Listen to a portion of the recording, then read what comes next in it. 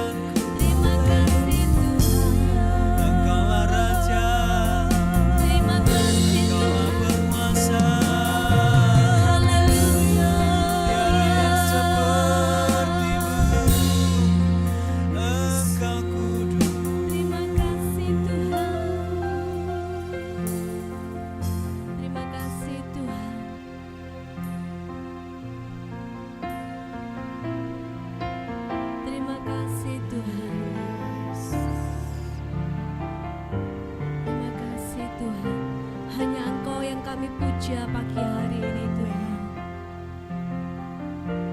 Yesus Tuhan, Yesus kami puja, kami sembah sebagai Raja, berdiri di tengah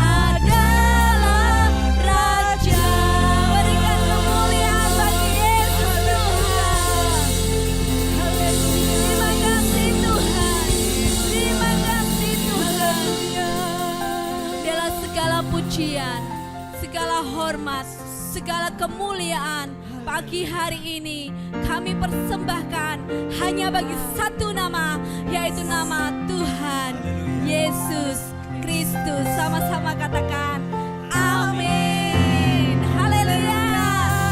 Berikan kemuliaan bagi Tuhan. Haleluya. Haleluya. Mari kita akan bangkit berdiri sama-sama. Kita akan menari bagi Tuhan. Kita percaya pagi hari ini Tuhan bertahta di atas pujian kita. Amin. Haleluya.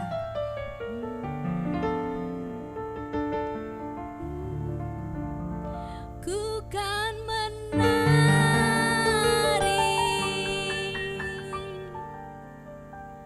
ku kan menari,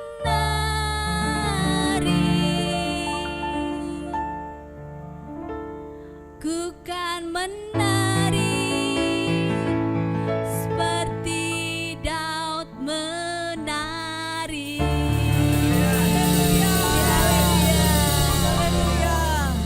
Mari kita menari bagi Tuhan pagi hari ini. Haleluya. Bersukacita di dalam Tuhan.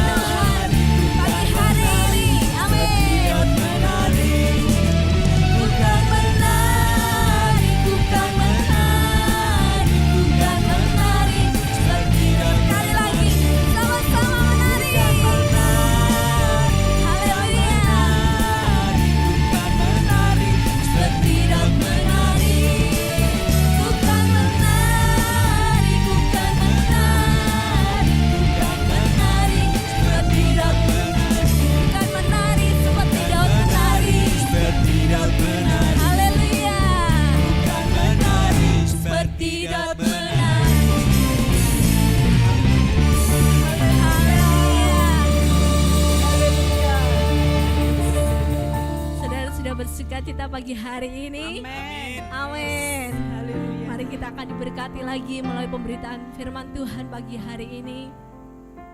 Kita bawa kepada Tuhan hati kita, penyembahan kita kepada Tuhan.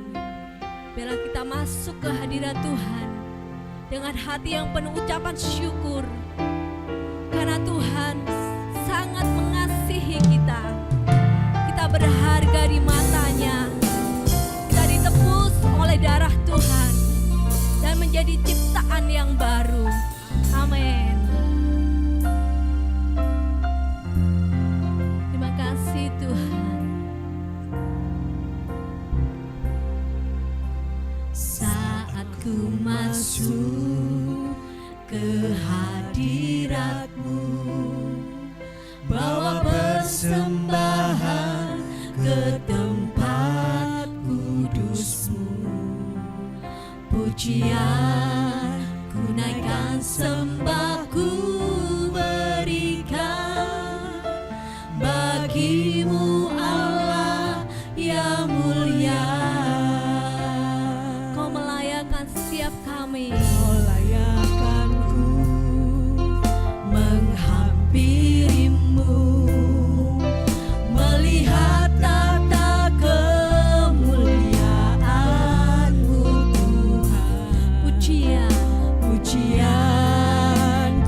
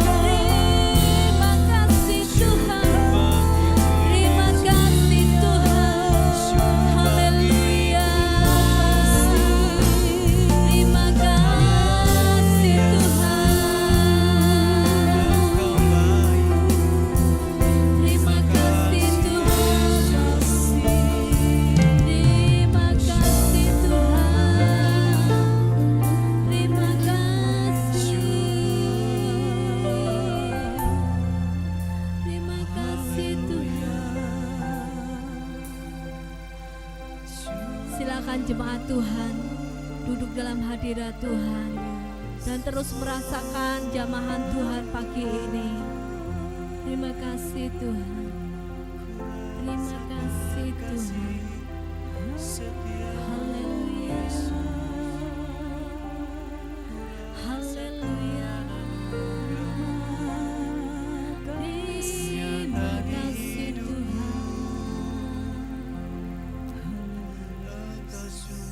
Terima kasih Tuhan. Mari kita akan berdoa sebelum kita mendengarkan firman Tuhan. Bapa yang baik, Bapa yang kami kenal di dalam nama Tuhan Yesus, sungguh kami bersyukur kalau pada kesempatan ini kami boleh Tuhan berkesempatan kembali untuk belajar dari firman Tuhan yang sebentar kami akan dengar. Kiranya Tuhan akan kuduskan setiap hati kami dan kami boleh menerima sepenuh-penuh firman-Mu di dalam setiap hati kami. Kami percaya Tuhan, Roh Kudus hadir dan mengurapi kami semua, juga hamba-Mu yang akan menyampaikan firman Tuhan pada hari ini. Kami berdoa kiranya Tuhan mengurapi sehingga apa yang disampaikan boleh Tuhan sampai kepada setiap hati yang mendengar firman-Mu. Di dalam nama Tuhan Yesus Kristus kami mengucap syukur dan berdoa. Amin. Mari Bapak Ibu saudara-saudara yang dikasih Tuhan, hari ini kita berada pada tanggal 26 September tahun 2021. Sebelum kita mendengarkan firman Tuhan, saya undang kita berdiri sekali lagi dan menyatakan kesiapan kita. Kita mengangkat Alkitab kita, 1, 2, 3. Ini Alkitabku, aku adalah seperti yang dikatakannya, aku memiliki apa yang dikatakannya, aku sanggup melakukan apapun yang dikatakannya. Hari ini aku akan diajarkan firman Tuhan, aku mengaku dengan yakin bahwa hatiku siap dan pikiranku menerima. Aku tidak akan pernah menjadi sama lagi. Aku adalah gereja yang hidup dan berbuah di dalam nama Tuhan Yesus. Amin. Silakan duduk kembali Bapak Ibu Saudara yang dikasih Tuhan. Dan hari ini firman Tuhan akan disampaikan oleh Brother Nelson dari Kuala Lumpur, Malaysia. Ya, seperti mungkin ada sebagian saudara-saudara masih ingat ya, beberapa tahun yang lalu Brother Nelson ini pernah juga melayani kita di tempat ini maupun di Bukit Sari. Mari kita akan siapkan hati kita untuk mendengarkan firman Tuhan. Nah, tema yang saya mau bagikan pagi hari ini adalah Rejoice in hope, be patient in tribulation. Ya, atau bersukacitalah dalam pengharapan, bersabarlah dalam kesesakan. Nah, bukankah ini sesuatu yang sepertinya bertolak belakang? Pada saat kita sedang mengalami kesesakan, bagaimana caranya kita bisa tetap bersukacita? Bagaimana kita bisa tetap berharap di saat sepertinya semuanya tidak ada harapan? Nah, itulah yang akan kita simak pagi hari ini. Tapi sebelum itu, saya mau tunjukkan gambar ini, apa yang Bapak, Ibu, Saudara-saudari sekalian lihat. Apakah Anda melihat ada gambar 2 ekor tikus, yang satunya tenggelam, yang satunya dikeluarkan dari dalam air. Nah, sebenarnya ini adalah bagian dari sebuah uji coba penelitian ilmiah yang dilakukan untuk melihat bagaimana tikus-tikus ini akan merespon terhadap situasi yang berbeda. Jadi di kontainer yang pertama yang Anda lihat di sini, tikus ini dimasukkan ke dalam air dan kemudian dibiarkan bergumul. Dan kemudian waktunya itu dicatat berapa lama tikus ini dapat bertahan di dalam air ini sebelum dia mati tenggelam. Ya, dan ternyata waktunya adalah 15 menit. Tikus ini lalu tenggelam dan kemudian mati. Nah, tikus yang kedua dimasukkan dalam sebuah kontainer dan dibiarkan bergumul sampai hampir tenggelam, kemudian dikeluarkan dari dalam air. Nah, setelah itu tikus ini dikasih kesempatan untuk istirahat sebentar dan dikeringkan, kemudian dimasukkan kembali ke dalam air. Dan hal ini dilakukan berulang kali. Nah, Bapak, Ibu, Saudara-saudari sekalian, ada sesuatu yang sangat menarik yang terjadi. Di eksperimen yang kedua, saat tikus ini diberi kesempatan untuk beristirahat sebelum dia dimasukkan kembali, ternyata tikus yang kedua ini tidak meninggal dalam waktu 15 menit. Apakah Anda dapat menebak berapa lama tikus ini dapat bertahan hidup? 15 menit yang berikutnya? Apakah bertambah setengah jam? Tidak. Rata-rata ketika mereka mengulang uji coba yang sama, mereka melihat bahwa tikus ini dapat bertahan selama lebih dari 40 sampai 60 jam. Nah, ini adalah sebuah fenomena yang sangat menarik. Ini bukan suatu kesalahan, ini adalah sesuatu yang benar-benar teruji secara ilmiah. Dan kesimpulan yang diambil oleh para ilmuwan ini adalah ternyata tikus yang pertama tenggelam karena dia tahu bahwa tidak ada harapan lagi. Tidak ada yang akan pernah dapat mengeluarkan dia dari dalam air tersebut. Sedangkan apa yang terjadi pada tikus yang kedua, dia terus berjuang sekalipun dia bergumul, dia terus berjuang karena dia tahu bahwa saat dia sebelum tenggelam akan ada yang mengeluarkan dia dari dalam air. Dan itulah yang memberikan dia stamina yang lebih sehingga dia akan terus bergumul. Nah, ini adalah sesuatu yang sangat menarik. Karena kalau tikus saja, tikus yang sudah kecapean yang hampir tenggelam bisa bertahan sebegitu lamanya karena pengharapan. Bagaimana berbedanya hidup Anda dan saya, Bapak Ibu sekalian, jika kalau kita mempunyai harapan yang benar akan apa yang Tuhan dapat kerjakan dengan kehidupan kita. Nah, saya percaya selama 1,5 tahun ini Anda pasti sudah banyak menerima berita-berita negatif. Mungkin setiap hari ya kita hanya dipusingkan dengan yang namanya COVID-19. Tidak ada yang menyangka bahwa kalau virus ini akan bertahan sebegitu lamanya. Dan tentunya saja virus ini tidak hanya membahayakan kesehatan, tetapi juga mengakibatkan efek negatif yang merajalela di mana-mana di seluruh dunia. Ekonomi dunia amblas. Banyak orang yang kehilangan pekerjaan mereka. Bisnis-bisnis bangkrut, gulung tikar karena coronavirus. Banyak orang yang kehilangan nyawa mereka. Dan bahkan yang tidak kehilangan nyawa, tidak terhitung orang yang menderita melawan efek negatif daripada virus COVID-19 ini. Banyak orang yang mulai merasa putus asa. Mereka tidak dapat melihat sebuah masa depan yang cerah. Banyak orang yang tidak bisa melihat kalau ada titik terang di akhir daripada terowongan. Hanya kegelapan yang dapat mereka melihat. Dan bahkan di Malaysia ini ada berita di mana banyak anak-anak muda yang bahkan karena mereka sudah merasa putus harapan, mereka memilih untuk bunuh diri saja. Nah, jadi hari ini yang mau saya sampaikan adalah Bapak, Ibu, Saudara-saudari sekalian, bagaimana cara Anda memandang pandemi ini? Cara kita memandang pandemi ini akan menentukan bagaimana cara kita meresponinya. Dua orang yang berbeda dapat melihat situasi yang sama, tetapi melihat dengan cara yang sangat berbeda. Dan akhirnya dengan cara kita melihat sesuatu, itu akan menentukan bagaimana respon kita terhadap masalah tersebut. Nah, yang satu mungkin saja melihat hal yang sama dan merespon dengan negatif dan akibatnya berakibat pada kehancuran. Tetapi seorang yang lainnya melihat hal yang sama, krisis yang sama, masalah yang sama, tetapi dapat melihat kesempatan di balik masalah ini. Bahkan masalah atau krisis tersebut dapat menjadi batu loncatan untuk sesuatu yang jauh lebih baik di masa depan. Pertanyaannya, bagaimana cara kita memandang pandemi ini? Karena cara kita memandang akan menentukan bagaimana respon kita. Nah, Bapak, Ibu, Saudara-saudari sekalian, respon hati kita sangat penting. Respon yang benar di tengah krisis adalah kunci daripada penerobosan. Kalau kita kehilangan pengharapan di masa pandemi ini, maka kecillah kekuatan kita. Sedangkan kalau kita terus bersandar pada Tuhan, kalau kita meresponi situasi ini dengan kebenaran firman Tuhan, maka kita akan berkemenangan walaupun di tengah keterpurukan. Nah, ada beberapa alasan yang saya mau bagikan hari ini, mengapa kita harus senantiasa bersukacita dalam kesesakan. Ya, ini adalah firman Tuhan. Dalam Roma 12 ayat 12 dikatakan, bersukacitalah dalam pengharapan, sabarlah dalam kesesakan dan bertekunlah dalam doa. Ya, jadi yang saya mau bagikan yang pertama adalah ini. Ini yang akan merupakan kunci penerobosan dari hidup kita.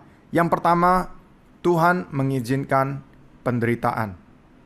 Nah, seberapa sering banyak orang yang cepat menyalahkan Tuhan di saat mereka sedang mengalami sesuatu yang tidak mengenakan dalam hidup. Saat kita mengalami penderitaan, saat kita sedang bergumul dengan masalah-masalah kita dalam kehidupan, sangat gampang bukan kita menuding jari kita pada Tuhan dan mengatakan, Tuhan, mengapa engkau membiarkan saya dalam keadaan seperti ini? Mengapa engkau mengizinkan hal ini terjadi pada saya? Mengapa anggota keluarga saya harus meninggal? Mengapa saya harus mengalami krisis ekonomi seperti ini? Mengapa orang ini harus menyakiti hati saya seperti ini? Mengapa hal ini atau peristiwa itu terjadi dalam kehidupan saya? Kalau Anda dapat menghentikannya, lalu mengapa Anda tidak melakukannya? Dan seringkali banyak orang yang menjadi kepahitan terhadap Tuhan pada saat-saat seperti itu. Tapi yang saya mau bagikan teman-teman adalah penderitaan tidak datang daripada Tuhan. Tuhan hanya mengizinkannya terjadi bukan untuk menghancurkan kita, tetapi kebalikannya, hal itu dilakukannya untuk kebaikan kita. Roma 8, saya bacakan, kita tahu sekarang di ayat yang ke-28, kita tahu sekarang bahwa Allah turut bekerja dalam segala sesuatu untuk mendatangkan kebaikan bagi mereka yang mengasihi Dia, yaitu bagi mereka yang terpanggil sesuai dengan rencana Allah. Nah, Bapak Ibu, saudara-saudari sekalian, ini boleh kita jadikan ayat kunci, ayat pedoman dalam kehidupan kita. Dikatakan di sini bahwa Allah turut bekerja dalam segala sesuatu. Segala sesuatu itu termasuk bukan hanya yang baik-baik, tapi juga termasuk yang hal-hal yang tidak baik, yang kelihatannya sepertinya negatif. Hal-hal yang kelihatannya seperti adalah suatu kesalahan. Apakah Tuhan tetap bekerja dalam situasi seperti itu? Jawabannya adalah iya. Tuhan mengerjakan segala sesuatu untuk mendatangkan kebaikan bagi kita yang mengasihi Dia. Nah, saya mau bagikan kisah dari seorang tokoh Alkitab yang namanya Yusuf. Tentu saja kita semua sudah sering mendengar cerita tentang Yusuf. Yusuf adalah seorang anak muda yang punya pengharapan akan masa depan yang cerah karena Tuhan memberi dia sebuah visi saat dia berumur 17 tahun. Dia diberikan visi akan bahwa dia akan diangkat Tuhan, dia akan dipromosikan menjadi seorang pemimpin. Dalam mimpinya dia melihat bahwa saudara-saudaranya semuanya tersungkur di hadapannya dan Tuhan akan mengangkat dia. Tapi apa yang terjadi pada Yusuf? Bukannya Yusuf diangkat, bukannya dia dipromosikan, bahkan yang kebalikannya yang terjadi. Yusuf dilemparkan ke dalam liang, dia dijual menjadi seorang budak, dan dia kehilangan semua haknya sebagai anak dalam rumah bapaknya. Segala sesuatu yang dia nikmati selama itu hilang dalam waktu semalam, begitu saja. Tapi kita tahu akhir daripada cerita Yusuf, bukan? Yusuf akhirnya diangkat Tuhan, dipromosikan menjadi seorang perdana menteri. Nah, Bapak Ibu, saudara-saudari sekalian, saya juga mau katakan hal yang sama. Saat Anda sedang mengalami masalah, mungkin Anda merasa Anda sama seperti Yusuf. Anda tidak melihat apa yang ada di masa depan.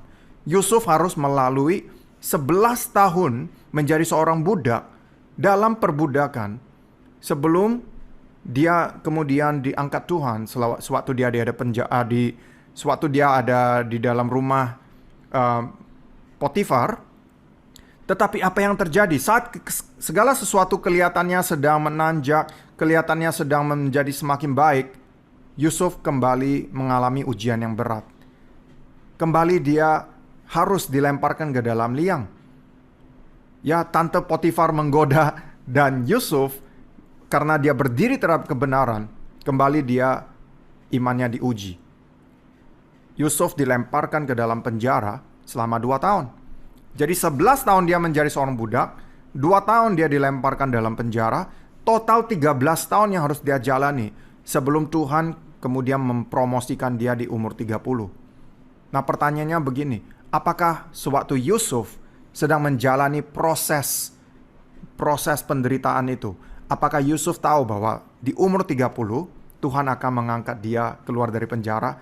Apakah dia tahu bahwa Tuhan akan mempromosikan dia menjadi orang nomor 2 paling penting di Mesir? Bahwa Tuhan akan memberikan dia pengaruh yang demikian besarnya di seluruh Mesir? Tentu saja tidak. Nah, kita tahu karena kita sudah membaca akhir cerita daripada Yusuf. Nah, sama seperti itu, saat ini mungkin ada daripada kita yang sedang ada dalam pergumulan. Kita tidak melihat apa akhir daripada cerita kehidupan kita. Tapi yang saya mau bagikan adalah akan ada sesuatu yang jauh lebih baik yang Tuhan sudah persiapkan untuk Anda dan saya. Amin. Walaupun kita tidak tahu apa yang ada di masa depan kita, tapi kita tahu bahwa Tuhan kita sudah ada di masa depan kita. Dan Dia menyediakan yang terbaik untuk kita. Itulah sebabnya dikatakan bahwa segala sesuatu mendatangkan kebaikan. Tuhan sedang memproses kita saat kita sedang menjalani penderitaan. Yakobus 1 ayat 2-4 mengatakan demikian. Saudara-saudaraku, anggaplah sebagai suatu kebahagiaan apabila kamu jatuh ke dalam berbagai-bagai pencobaan. Sebab kamu tahu bahwa ujian terhadap imanmu itu menghasilkan ketekunan. Dan biarkanlah ketekunanmu itu memperoleh buah yang matang, supaya kamu menjadi sempurna dan utuh dan tak kekurangan suatu apapun. Bagaimana mungkin kesengsaraan adalah suatu bentuk kebahagiaan? Tapi firman Tuhan mengatakan, saat kita melalui masa kesesakan, masa penderitaan, sebenarnya kita sedang menjalani ujian kehidupan. Karakter kita tidak dapat dibentuk kalau kita tidak rela untuk diuji. Karakter kita dibentuk saat kita menjalani masa-masa kesukaran. Inilah yang nantinya akan menghasilkan buah yang matang dalam kehidupan kita. Nah, saudara-saudari sekalian, saya mau bagikan. Saat mama saya meninggal, dia hanya berusia 53 tahun. Saat itu saya hanya berusia 23 tahun. Dan kita semua benar-benar terpukul dengan kepergian dari mama saya. Karena saat itu kita semua beriman bahwa Tuhan akan menyembuhkan dia. Tapi akhirnya mama saya meninggal di usia 53 karena kanker rahim. Nah, sudah banyak hamba-hamba Tuhan yang terkenal. Karena papa saya juga adalah seorang pendeta. Dia juga koordinator gereja. Jadi dia mendatangkan banyak pendeta, banyak hamba-hamba Tuhan yang punya iman yang luar biasa, yang mendoakan mama saya. Kita sudah mencoba segala sesuatu. Kita sudah mencoba untuk berdoa 40 hari. Kita berpuasa. Kita berdoa sungguh-sungguh untuk kesembuhan mama saya. Tapi pada akhirnya Tuhan tetap mengambil mama saya dan dia harus dia harus pulang ke rumah Bapa. Pada saat itu iman kita diuji. Apakah kita tak percaya kepada Tuhan bahwa Dia adalah Tuhan yang baik? Atau apakah waktu itu kita memilih untuk kepahitan terhadap Tuhan? Di saat Anda mengalami ujian kehidupan, di saat itulah masa penentuan. Pilihan seperti apa yang akan kita ambil. Tuhan itu baik. Pada saat mama saya meninggal, malam yang sama, mentor rohani saya Pastor Tang, yang juga melayani di China selama 20-an tahun. Kebetulan dia yang jadwal khotbah di gereja kami hari Minggu itu. Dan malam itu dia menginap di rumah kami. Dan dia mengatakan demikian kepada saya. Dan ini menjadi salah satu U-turn moment. Salah satu titik balik dalam kehidupan saya. Dia mengatakan, Nelson, walaupun kamu merasa bahwa 53 adalah usia yang sangat muda, di mana mama kamu harus balik ke rumah Bapa, tapi dibanding dengan kekekalan, maka umur 53 dibanding dengan 103 itu sama seperti satu titik dibandingkan dengan kekekalan. Yang pada saat itu saya mengerti prinsip kekekalan itu seperti apa. Dan kemudian yang mengatakan seperti itu, bukan seberapa panjang masa hidup kita di dunia ini, tapi kualitas hidup kita itulah yang berharga di mata Tuhan. Mungkin saja kita hidup sampai umur 70-80 tahun. Tapi kalau kita hidup untuk diri kita sendiri, kalau kita hidup untuk hal-hal yang fana, kita hidup untuk dunia ini, maka tidak ada gunanya kita hidup lebih lama lagi di dunia ini. Tapi kebalikannya juga benar. Kalau kita hidup secara maksimal, walaupun kita hanya hidup selama 40 tahun, 50 tahun di dunia ini, kalau hidup kita maksimal melayani Tuhan, kita setia dengan apa yang Tuhan sudah panggil untuk kita kerjakan, maka itu bukanlah hidup yang sia-sia. Walaupun kita hidup 50 tahun, 100 tahun, itu adalah satu titik dibanding dengan kekekalan. Bagaimana Bapak, Ibu, Saudara-saudari sekalian, kita akan memakai waktu yang sedemikian singkat hidup kita di dunia ini untuk sesuatu yang punya nilai kekal? Apa yang kita lakukan di titik ini akan menentukan bagaimana kehidupan kita dalam kekekalan. Poin saya yang kedua adalah ini. Mengucap syukurlah dalam segala keadaan. Janganlah kita menumbuhkan akar pahit ketika kita sedang ada dalam kesesakan. Inilah saatnya ketika Tuhan sedang membentuk karaktermu. Saya bersyukur pada waktu itu. Ketika saya sudah mengerti prinsip kekekalan, saya tidak memilih untuk kepahitan terhadap Tuhan. Hari ini, karena apa yang telah terjadi, saya dapat berempati dengan orang-orang yang kehilangan saudara-saudarinya, orang-orang dekatnya. Dan masa-masa ini bukankah banyak teman-teman, family, kerabat kita yang harus meninggal dunia karena COVID. Nah, kalau kita tidak pernah punya pengalaman, atau kita tidak pernah mengalami kejadian yang serupa, bagaimana kita dapat melayani orang yang seperti itu? Saya bersyukur karena saya sudah mengalami kemenangan dalam daerah ini. Saya sudah mengerti tentang prinsip kekekalan. Saya dapat menjadi berkat. Saya dapat melayani orang-orang yang mengalami hal yang sama. Kalau kita menumbuhkan akar pahit di masa penderitaan, kita tidak akan mendapatkan buah-buah yang manis nantinya. 1 Tesalonika 5 ayat 18 mengatakan demikian. Mengucap syukurlah dalam segala hal, sebab itulah yang dikehendaki Allah di dalam Kristus Yesus bagi kamu. Nah, Bapak Ibu, gampang sekali untuk kita mengucap syukur saat semuanya baik-baik saja. Saat finansial kita semuanya baik, saat semua anggota keluarga sehat-sehat saja, saat tidak ada masalah dalam hubungan kita satu dengan yang lain. Mungkin tidak susah untuk kita mengucap syukur, tapi tantangannya adalah bagaimana cara kita mengucap syukur saat situasinya kelihatannya tidak ada pengharapan. Ketika kita mengalami penderitaan yang berat, bagaimana kita dapat tetap mengucap syukur? Nah, itulah yang menjadi our living sacrifice. Itulah yang menjadi persembahan kita yang hidup di hadapan Tuhan. Saat kita mengalami hal yang tidak enak, apakah kita dapat mempersembahkan korban ucapan syukur kita? Itulah yang menentukan apakah Anda akan mengalami penerobosan atau tidak. Dan firman Tuhan dengan jelas mengatakan, itulah yang dikehendaki Allah di dalam Kristus Yesus bagi kamu. Karena Allah mau kita tetap beriman pada Dia. Allah mau kita tetap menaruh pengharapan kita padanya. Apa yang sedang kita alami ini akan menjadi sesuatu yang baik. Bukan hanya itu, tapi kita beriman pada Allah yang tahu apa yang sedang Dia lakukan. Dan mungkin apa yang terjadi dalam hidup kita tidak sesuai dengan apa yang kita harapkan. Tapi itulah iman. Kita percaya penuh pada Tuhan, bahwa Dialah yang tetap pegang kendali apapun yang terjadi dalam hidup kita, bahwa Dia akan menjadikannya sesuatu yang indah. Mungkin apa yang terjadi tidak sesuai dengan harapan kita, tapi kita harus tetap berharap kepada Tuhan yang sudah ada di masa depan kita. Nah, saya mau Anda lihat gambar ini, dan Anda lihat ada akar yang begitu dalam yang menentukan apakah pohon ini dapat berbuah lebat atau tidak. Karena akarlah yang menentukan buah dalam kehidupan kita. Yusuf harus mengalami 13 tahun dilemparkan ke dalam liang perbudakan. Dia harus dilemparkan dalam liang penjara, supaya di saat ini karakternya dapat dibentuk. Kalau Yusuf dipromosikan di usia 17 tahun, maka itu akan mengakibatkan kehancuran dalam kehidupannya. Karena Yusuf di usia 17 tidak siap untuk menjadi pemimpin sebuah negara. Tuhan harus memproses karakter Yusuf sehingga di akhir daripada usianya yang ke-30.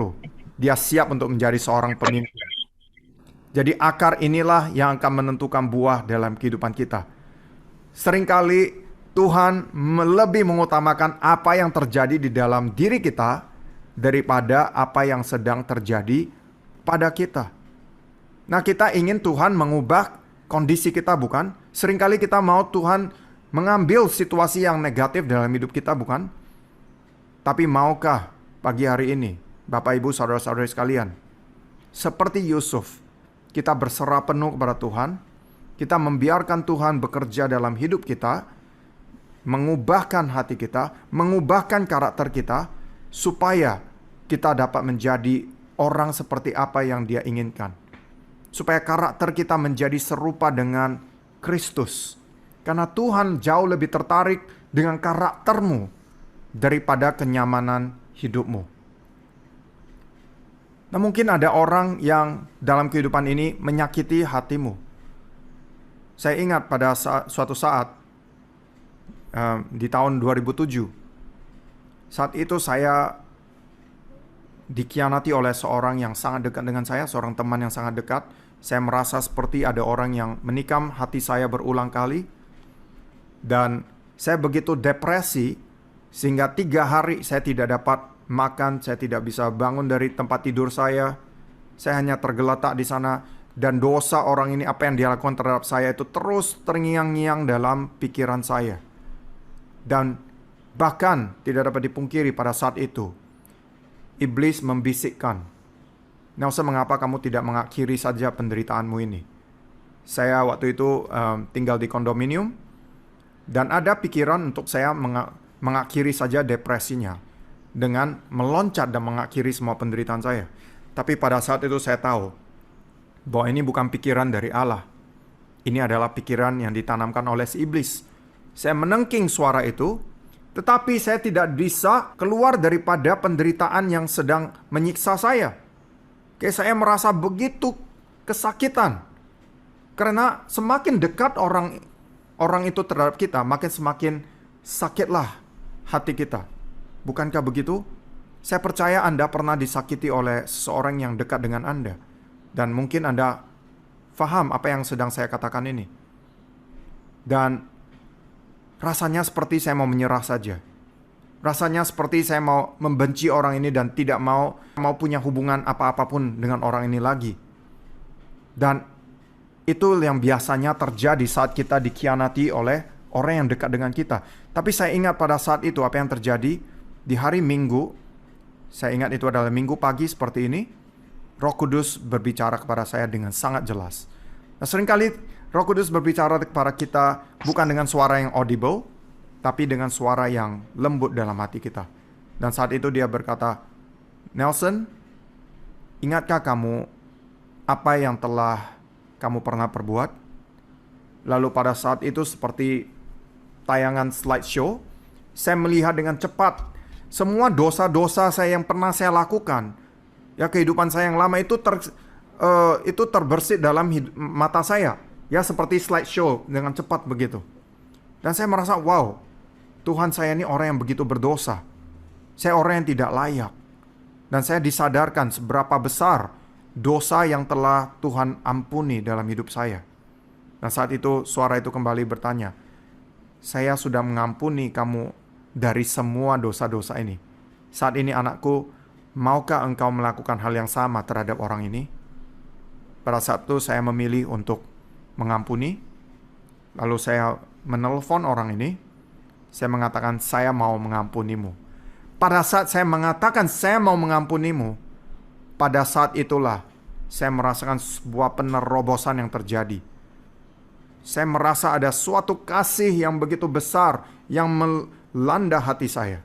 Saya merasa seperti ada seorang yang menuangkan cairan panas di atas kepala saya, dan itu turun kepada seluruh tubuh saya, sekujur tubuh saya. Saya merasakan kasih agape Tuhan yang tidak pernah saya rasakan sebelumnya. Saya merasakan Tuhan itu Tuhan yang begitu baik. Dia begitu mengasihi kita. Dan hal itu terjadi di momen di mana saya memilih untuk melepaskan pengampunan. Dan inilah kebenarannya, Bapak Ibu, teman-teman sekalian. Orang yang paling menyakitimu seringkali juga adalah orang yang sama yang Tuhan pakai untuk membentuk karaktermu. Hari ini jauh lebih gampang untuk saya mengampuni seorang yang menyakiti saya. Saya dalam perjalanan bisnis ini sudah seringkali dibohong oleh penipu-penipu. Ya, orang-orang yang mengatakan bahwa dia adalah seorang saudara seiman, tapi ternyata ujung-ujungnya punya maksud untuk menipu duit kami. Saya sudah mengalami hal-hal seperti itu berulang kali. Tapi karena saya sudah mengalami penerobosan dalam area pengampunan, saya dapat melepaskan pengampunan dengan jauh lebih gampangnya di masa depan. Itu karena Tuhan sudah memproses karakterku. Nah, bagaimana dengan Anda? Apakah ada orang yang menyakitimu? Saudara Yusuf juga Tuhan pakai untuk membentuk karakternya. Bagaimana denganmu, teman-teman sekalian? Siapa yang sedang Tuhan pakai saat ini dalam kehidupanmu untuk membentuk karaktermu? Ini poin saya yang terakhir. Luka dan penderitaanmu yang paling dalam, suatu hari kelak dapat menjadi pelayananmu yang terbesar. Buah dari kehidupan kita jauh lebih penting bagi Tuhan daripada semua karunia-karunia kita. Nah, ini adalah suatu kebenaran yang saya alami karena kita tidak dapat mengerti dalamnya penderitaan yang sedang orang lain alami kalau kita sendiri belum pernah mengalami hal yang sama. Saya tidak dapat mengerti sebegitu susahnya pengampunan itu dilepaskan kalau saya sendiri belum pernah disakiti orang. Saya tidak dapat merasakan sakitnya penderitaan kita kehilangan seorang yang dekat dengan kita kalau saya tidak pernah kehilangan mama saya.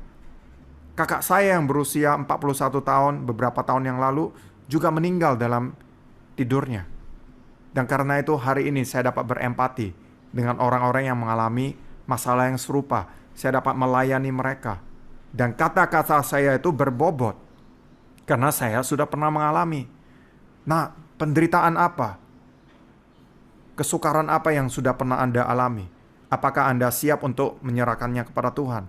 Karena Tuhan dapat memakai penderitaan itu menjadi alatnya untuk membebaskan orang-orang yang lain. Kesakitanmu yang paling dalam itu dapat menjadi penerobosan yang terbesar untuk orang lain. Matius 7 ayat 21-23 mengatakan, bukan setiap orang yang berseru kepadaku, Tuhan, Tuhan, akan masuk dalam kerajaan sorga, melainkan dia yang melakukan kehendak Bapakku yang di sorga. Pada hari terakhir, banyak orang yang akan berseru kepadaku, Tuhan, Tuhan, bukankah kami bernubuat demi namamu, dan mengadakan banyak mukjizat demi namamu juga? Pada waktu itulah aku akan berterus terang kepada mereka dan berkata, aku tidak pernah mengenal kamu. Enyahlah daripadaku kamu sekalian pembuat kejahatan. Ini adalah mungkin satu ayat yang paling mengerikan di dalam seluruh firman Tuhan. Ini adalah orang-orang yang mengaku dirinya Kristen. Mereka berdiri di hadapan Tuhan Yesus dan berseru kepadanya, Tuhan, Tuhan. Ini bukan orang dari agama lain. Tapi Yesus mengatakan kepada mereka, enyahlah daripadaku, aku tidak pernah mengenal kamu. Wow. Jangan sampai teman-teman kita berakhir di hadapan Tuhan Yesus dan mendengar hal yang sama. Mungkin saja kita sibuk dengan pelayanan. Kita bernubuat dalam nama Yesus. Kita mengadakan banyak mukjizat dalam nama Tuhan Yesus. Kita mengusir setan, kita menyembuhkan orang sakit dalam nama Tuhan Yesus. Tapi dia sama sekali tidak impress dengan semua itu. Bukan hal-hal seperti ini yang membuat dia itu terkagum-kagum. Yang dia cari adalah buah dalam kehidupan kita. Yesus mengatakan dalam Matius 7, dari buahnya lah dari buahnya lah kamu akan mengenal pohonnya. Buah-buah seperti apa yang Yesus katakan? Galatia 5 ayat 22-23. Buah roh ialah kasih, sukacita, damai sejahtera, kesabaran, kemurahan, kebaikan, kesetiaan, kelemah lembutan, penguasaan diri. Tidak ada hukum yang menentang hal-hal itu. Pada akhir kehidupan kita, Bapak, Ibu, saudara-saudari sekalian, inilah yang paling penting. Apakah buah-buah ini kelihatan dalam hidupmu? Bukan seberapa hebatnya karunia yang Anda miliki. bukan seberapa besarnya pelayanan Anda saat ini. Yang Tuhan cari adalah buahnya, bukan karunianya. Karunia itu datangnya daripada Tuhan, itu pemberian daripada Tuhan. Yang Dia cari adalah buah kehidupan kita. Jadi saya akan mengakhiri sharing saya pagi hari ini. Apakah yang sedang Anda alami, pergumulan seperti apa? Jangan menyerah Bapak Ibu, saudara-saudari sekalian. Meskipun manusia lahiriah kami semakin merosot, manusia batinnya kami dibaharui dari sehari ke sehari. 2 Korintus 4 ayat 16. Hidup kita ini sangat singkat. Tadi kita sudah bahas, hidup kita di dunia ini seperti satu titik dibanding dengan garis yang tidak ada ujungnya. Kekekalan itu sangatlah panjang.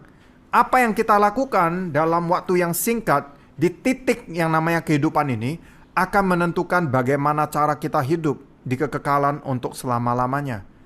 Jadi jangan menyerah Bapak Ibu. Kalau saat ini Tuhan sedang proses Anda, ketahuilah itu adalah untuk kebaikanmu. Ketahuilah bahwa Tuhan melakukannya karena Dia punya suatu masa depan yang jauh lebih indah untuk Anda dan saya.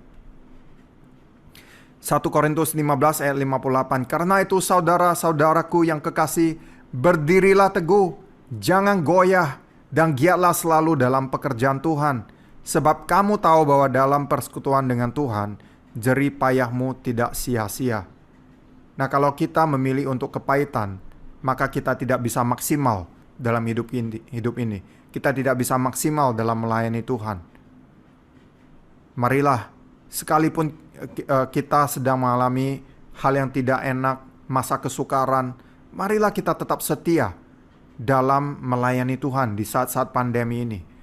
Kalau kita terus berfokus pada masalah kita terus berfokus pada diri kita sendiri, maka kita akan lupa bahwa banyak orang-orang di sekitar kita yang telah Tuhan taruh untuk dapat kita layani. Kalau kita terus melayani Tuhan dengan setia, kita akan melihat bahwa saat kita melayani orang-orang di sekitar kita, di saat itulah kasih karunia Tuhan akan mengalir lewat kita, menjamah orang itu, dan kesembuhan kita pribadi juga akan terjadi pada saat yang sama. Nah, pertanyaan saya yang terakhir pada kita semua adalah bagaimana Anda akan meresponi firman Tuhan hari ini? Apakah kita mau taat dengan firman Tuhan, berserah penuh kepadanya, dan tetap melayaninya dengan sukacita? Mungkin walaupun Anda saat ini sedang ada dalam pergumulan. Karena Allah tidak akan menyia-nyiakan penderitaan yang sedang engkau alami jika engkau mau menyerahkan sepenuhnya kepadanya.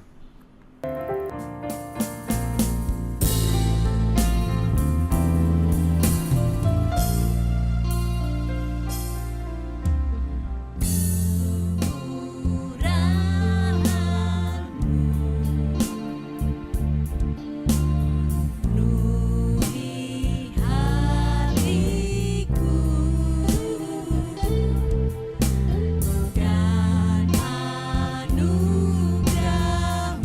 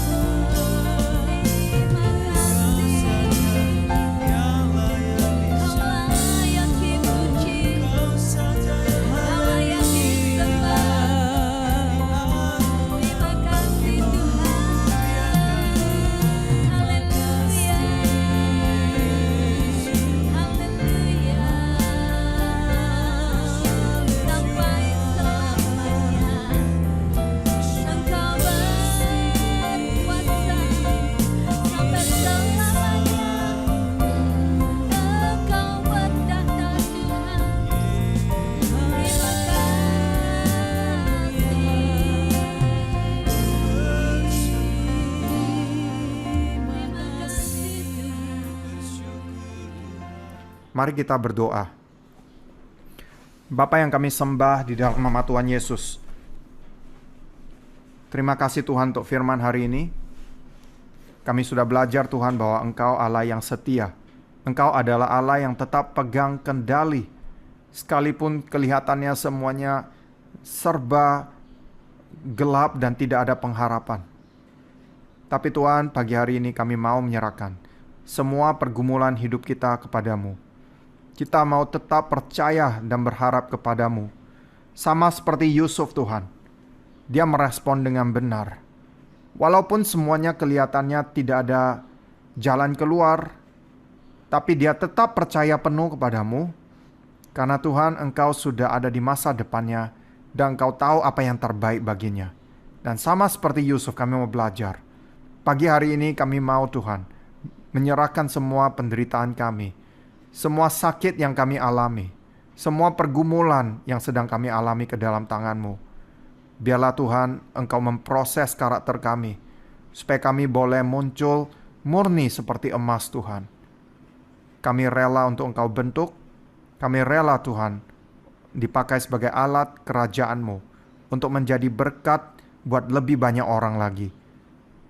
Ajarlah kami Roh Kudus, supaya kami tidak terus berfokus pada diri kami sendiri, pada masalah kami sendiri saja, tapi kami boleh mulai melihat siapa orang-orang di sekitar kita yang sedang mengalami pergumulan, yang sedang mengalami penderitaan yang sama. Dan kita mengalihkan fokus kami dari diri kami kepada orang tersebut. Dan dengan kasih yang telah kami terima daripadamu, kami dapat mengasihi orang itu. Kami dapat Tuhan menunjukkan kasih agape daripadamu, kasih yang tidak bersyarat. Terima kasih Tuhan. Doa saya kepada saudara-saudariku semua di tempat ini, apapun pergumulan hidup kita, baik itu dalam masalah hubungan, baik itu dalam masalah keuangan, ataupun dalam masalah kesehatan, Tuhan, biarlah Engkau sendiri Tuhan yang menunjukkan kepada mereka jalan keluarnya. Biarlah Engkau Tuhan yang memberikan damai sejahtera dalam hati mereka, yang melebihi segala sesuatu yang dapat kami pikirkan atau yang dapat kami minta Tuhan. Terima kasih Tuhan, kami menyerahkan waktu kami selanjutnya pagi hari ini ke dalam tangan-Mu. Di dalam nama Yesus kami berdoa dan mengucapkan syukur. Amin. Puji nama Tuhan. Kita mau bawa setiap persembahan kita di hadapan Tuhan. Kita mau berdoa. Haleluya. Kami mengucap syukur Tuhan buat setiap berkat yang Tuhan sudah berikan kepada kami. Sebagai ucapan syukur kami, saat ini kami mau bawa persembahan ucapan syukur kami, persembahan perpuluhan kami Tuhan. Kami mau mempersembahkan dengan sukacita dan kerelaan hati. Dan kami percaya Tuhan, setiap persembahan kami ini boleh berguna untuk pekerjaan Tuhan di tempat ini. Dan kami yakin Tuhan, Engkau yang akan senantiasa memelihara hidup setiap kami dan mencukupkan setiap kebutuhan kami. Terima kasih Tuhan, terima kasih. Di dalam nama Tuhan Yesus, kami berdoa dan mengucap syukur. Haleluya, amin. Shalom Bapak Ibu Saudara, puji nama Tuhan. Kami atas nama Gembala Sidang dan Jemaat mengucapkan terima kasih kepada Bapak Nelson dari Malaysia yang sudah menyampaikan berkat firman Tuhan pagi ini. Tuhan Yesus memberkati. Ada beberapa pengumuman untuk 1 minggu ke depan. Yang pertama, di masa pandemi ini kita harus selalu waspada dengan cara menjaga diri kita masing-masing dan orang-orang di sekitar kita. Kita harus terbiasa dengan protokol kesehatan dengan cara melakukan 5M. Yang pertama, memakai masker. Untuk saat ini dianjurkan memakai double masker, yaitu masker medis dan masker kain. Yang kedua, mencuci tangan. Yang ketiga, menjaga jarak. Yang keempat, menjauhi kerumunan. Dan yang kelima, membatasi mobilitas dan interaksi. Dan yang paling utama, hidup berlindung melekat kepada Tuhan. Tambah semangat ibadah. Yang kedua, mulai bulan Oktober atau minggu depan, kita akan ibadah live streaming. Ibadah yang pertama, pukul 7, itu live streaming. Kemudian ibadah yang kedua, pukul 9, hasil recording ibadah pertama yang jam 7. Jadi tidak bisa ikut di tengah-tengah kalau terlambat. Jika jam 7 terlambat ikut yang jam 9. Dan untuk selanjutnya jangan terlambat lagi. Supaya terima berkat ibadahnya full. Yang ketiga, jangan lupa kirim foto-foto setelah setiap ibadah, baik ibadah minggu, ibadah doa Kamis, dan komsel. Yang hanya ibadah minggu, tambahi ikut doa Kamis dan komsel. Ayo semangat, kedatangan Tuhan sudah di ambang pintu. Yang keempat, doa multiplikasi hari Kamis jam 19. Ikuti dari rumah masing-masing. PKS harap menggerakkan anggota komsel masing-masing untuk ikut berdoa. WL Bapak Daniel, firman Tuhan Bapak Dian. Yang kelima, Jumat komsel, S3-nya multiplikasi. Yang keenam, kartu pralenan dan kartu diakonia mohon dapat diserahkan kembali setiap awal bulan. Demikian pesan dari Bapak Agus, Departemen 4, dan Ibu Jimmy, Departemen 2, untuk tertib administrasi. Yang ketujuh, persembahan khusus masih untuk recording. Dapat ditransfer ke rekening BCA atas nama Ibu Dona dan Ibu Aryani di nomor rekening 009 156 5918. Yang kedelapan, minggu depan ibadah akan disertai perjamuan suci. Roti dan anggur perjamuan akan dibagikan bersama warta gereja melalui PKS masing-masing. Yang kesembilan, sebentar jam 9.45 ada ibadah anak online.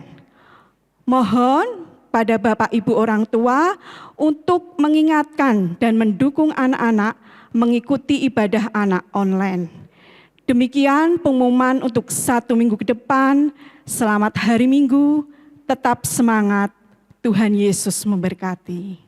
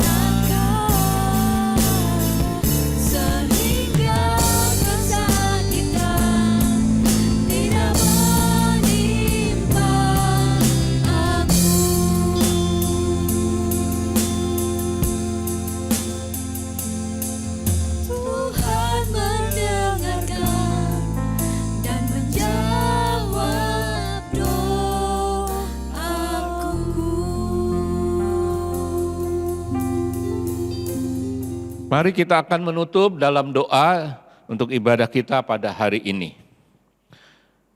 Mazmur untuk korban syukur. Bersorak-soraklah bagi Tuhan, hai seluruh bumi, beribadahlah kepada Tuhan dengan sukacita. Datanglah ke hadapannya dengan sorak-sorai. Ketahuilah bahwa Tuhan Allah kita, Dialah yang menjadikan kita dan punya Dialah kita, umatnya dan kawanan domba gembalaannya. Masuklah melalui pintu gerbangnya dengan nyanyian syukur, ke dalam pelatarannya dengan puji-pujian. Bersyukurlah kepadanya dan pujilah namanya. Sebab Tuhan itu baik, kasih setianya untuk selama-lamanya, dan kesetiaannya tetap turun-temurun. Diberkatilah engkau pada waktu masuk dan diberkatilah engkau pada waktu keluar. Dan Tuhan memerintahkan berkat di dalam lumbungmu dan di dalam segala usahamu. Tuhanlah yang telah menetapkan kita untuk menjadi umat-Nya yang kudus, dan Tuhan melimpahi kita dengan segala kebaikannya. Tuhan mengangkat kita menjadi kepala dan bukan ekor, dan kita akan tetap naik bukan turun. Terpujilah nama Tuhan. Mari Bapak Ibu Saudara, kita mengangkat kedua tangan kita mengarahkannya kepada Tuhan. Tuhan memberkati engkau dan melindungi engkau. Tuhan menyinari engkau dengan wajah-Nya dan memberi engkau kasih karunia. Tuhan menghadapkan wajah-Nya kepadamu dan memberi engkau damai sejahtera di dalam nama Bapa, Putra dan Roh Kudus, yaitu dengan nama Tuhan Yesus Kristus. Semua kita yang percaya dan mengasihi Tuhan sama-sama katakan, amin. Amin. Puji Tuhan, Bapak Ibu Saudara yang dikasihi Tuhan, sampai di sini perjumpaan kita. Sampai berjumpa kembali pada kesempatan yang akan datang. Shalom.